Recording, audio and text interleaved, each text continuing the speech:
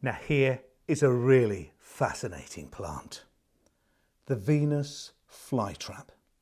Darwin called it one of the most wonderful plants of the world. I mean, we've got lovely plants, don't get me wrong.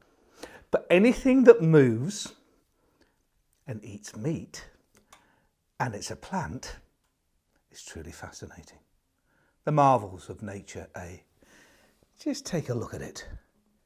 Now it grows really in the eastern section of America, and it's adapted to grow and take nutrients from flies and insects, because when it grows into the boggy areas it can't get much nutrients from there, so it's developed and evolved and adapted these leaves to be traps.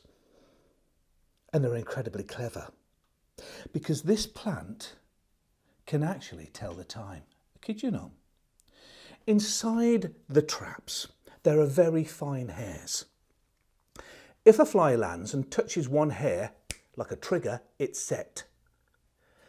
And if another hair is touched within 20 seconds, the trap then closes. So it knows the difference in between a bit of wind blowing a hair or a stick or something similar to something actually moving, as it sets its trap and then closes, trapping the fly inside and then using its digestional fluids to dissolve the fly and take the energy back into the plant. I think there's actually one there. There's a little half-dead fly in there. The secret is not to close the traps. So tempting, especially when you was kids, to put your finger in there and get it to close the trap, because then it closes all its traps, goes into its digestion, and of course there's nothing there, so the plant eventually starves. So never set the traps off artificially. Let nature do that by catching flies. The Latin is Dianea misalpa, which means, well, as misalpa means mousetrap, or fly trap as we call it. And that fascination makes a real difference. Now here's the best bit. You don't just have to grow this as a houseplant, it needs a cooler spot. So a position in an unheated a conservatory or a cooler porch or something similar.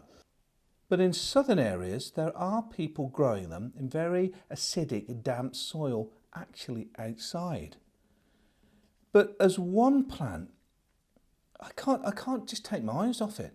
And I've been looking at this plant since I was a kid. To see something that actually looks like a trap with the hairs or the lashes at the end is quite something spectacular. Now, I've actually written about this in my new book, My Houseplant Changed My Life. And there's a section in there about the Venus flytrap and loads of other really interesting and exotic plants, because I have a great belief that plants indoors as well as outside improve our physical and mental well-being. The book's entitled My Houseplant Changed My Life, and it's full of another 50 different beautiful plants, and it's full of other great facts. Plants that calm you down, plants that invigorate you, plants that make you relax, and plants that enhance your creativity, and plants to cheer you up as well. So there's a whole host. My Houseplant Changed My Life, and that's available in stores now.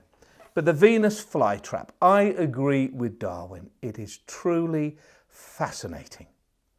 You want to choose some plants that make a bit of a difference and interact with you. You can't go far wrong than a little beauty like this.